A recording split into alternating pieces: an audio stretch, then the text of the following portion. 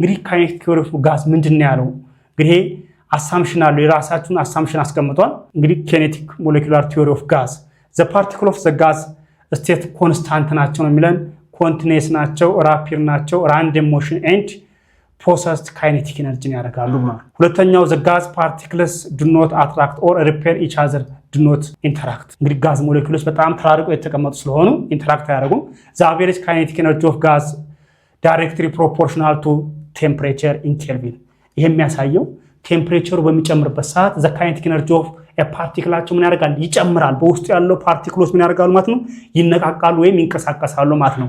በዚህም አቨሬጅ ካይኔቲክ ኤነርጂ ኦፍ ጋዝ ዳይሬክትሊ ፕሮፖርሽናል ቱ ቴምፕሬቸር ኦፍ ጋዝ አት ኬልቪን። እንግዲህ ኬልቪን የምንለው እንግዲህ ዲግሪ ሴልሺየስ፣ ዲግሪ ኬልቪን እና ዲግሪ ፋራናይት የሚባሉ ሶስት ስኬሎች አሉት። እንግዲህ ኬልቪን ማለት እንግዲህ ዲግሪ ኦፍ ኬልቪን የሚባል ቀጣይ ወደፊት እናያለን። ዲግሪ ሴንቲግሬድ ሲደመር 273 ብለን እናስቀምጣለን ማለት ነው። እነዚህ እንግዲህ ኪኔቲክ እንግዲህ ጋዝ ሎው የሚባል ነው እንግዲህ የምናየው። ቀጣይ እንግዲህ ጋዝ ሎው ላይ ስንመጣ ይሄ ጋዝ ሎው የሚያሳየን ዘ ሪሌሽንሺፕ ቢትዊን ቴምፕሬቸርስ፣ ቮሊዩም፣ ፕሬሸርስ የአንድን የጋዝ ሪሌሽንሺፓቸውን በቴምፕሬቸራቸውን፣ ቮሊዩማቸውን፣ ፕሬሸራቸውን የሚያሳየን በአብዛኛው ይሄ የምንለዋለን ማለት ነው። ጋዝ ሎው እንላቸዋለን። የመጀመሪያው እንግዲህ ፕሬሸርስ። እንግዲህ ፕሬሸርን በምናይበት ሰዓት ፕሬሸር ማለት ፎርስ አፕላይድ ኦቨር ኤሪያ፣ ፕሬሸር ኢዝ ኢኳል ቱ ፎርስ ኦቨር ኤሪያ። ፎርስ በምን ይለካል? በኒውተን። ኤሪያ በምን ይለካል? ሜትር ስኩዌር።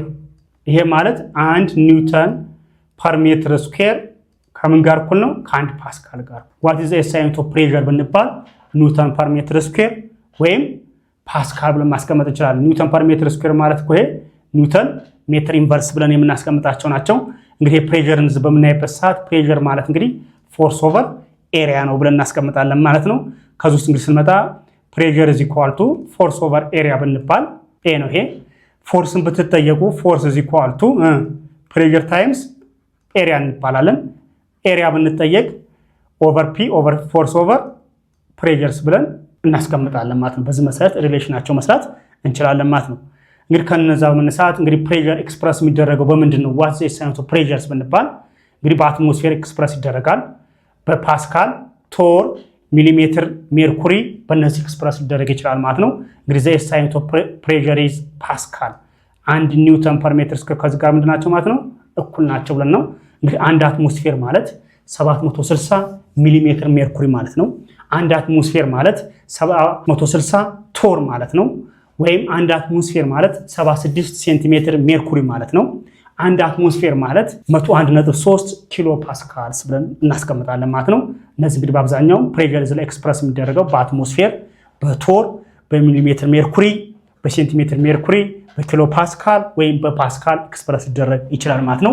በእነዚህ መሰረት እንግዲህ አንዱ ከአንዱ መስራት እንደምንችል እናያለን። እንግዲህ ቮሊዩም ምንድን ነው? እንግዲህ ቮሊዩም በምናይበት ሰዓት ስፔስ ቴክን አፕ ባይ ቦዲ ማንም ቦታ ሊይዝ የሚችል ክብደት ያለው በቮሊዩም ኤክስፕረስ ይደረጋል። እንግዲህ ቮሊዩም ማለት ሜትር ኪዩብ ብለን ነው እንግዲህ ቮሊዩም ኤክስፕረስ የሚደረገው በሜትር ኪዩብ ወይም በሴንቲሜትር ኪዩብ ወይም በሚሊሊትር ሊሆን ይችላል ወይም በሊትር ሊሆን ይችላል ወይ በዴሲ ሚሊሊትር ሊሆን ይችላል ወይም በሊትርስ ኤክስፕረስ እናደርጋቸው እንችላለን። ዩኒት የተለያዩ ዩኒቶች ይኖሩታል። እንግዲህ ኮመን የሆነ እዚህ ላይ በምናይበት ሰዓት ሜትር ኪዩብ ነው። ኪዩብ ማለት እንግዲህ 3 እንደምናያቸው አዘር ዩኒት የሚባሉት እንግዲህ ሴንቲሜትር ኪዩብ ሊሆን ይችላል ወይም ዴሲሜትር ኪዩብ ሊሆን ይችላል።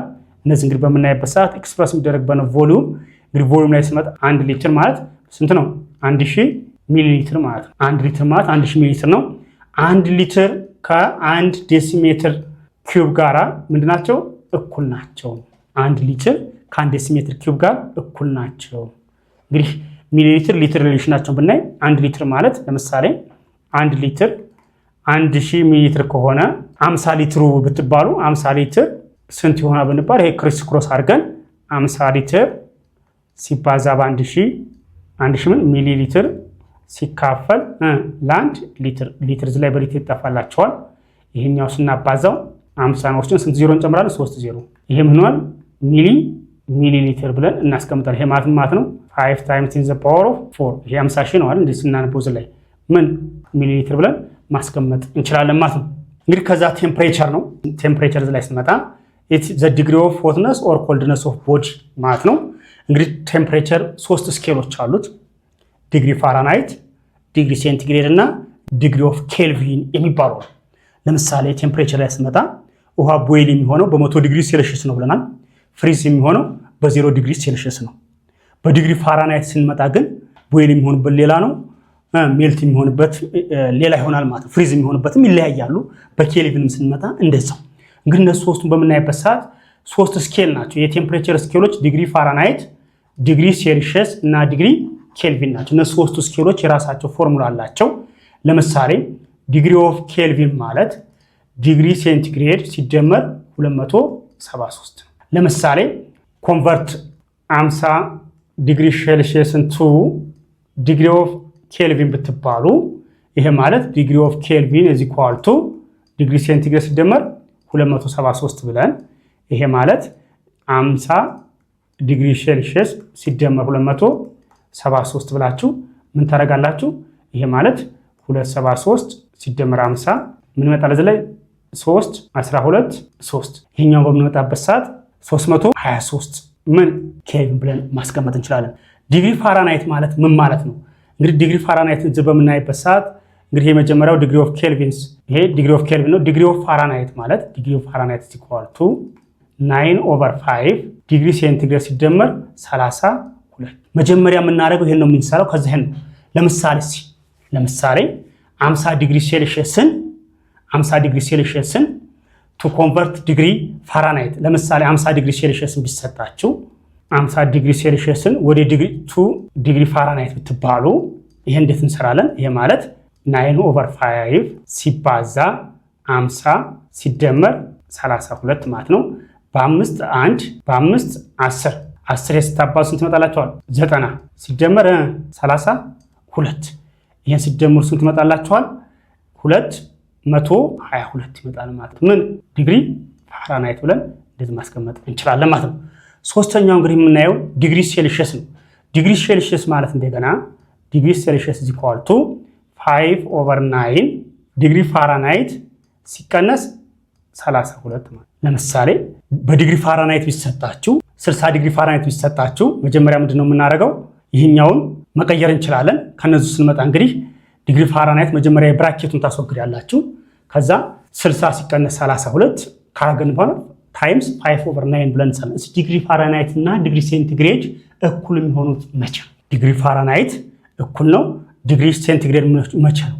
ዲግሪ ፋራናይት እዚህ ኳልቱ ዲግሪ ሴንቲግሬድ ኔጌቲቭ 40 ላይ ዲግሪ ፋራናይት እና ዲግሪ ሴንቲግሬድ እኩል የሚሆኑት ኔጌቲቭ 40 ላይ ሆናል ማለት ነው።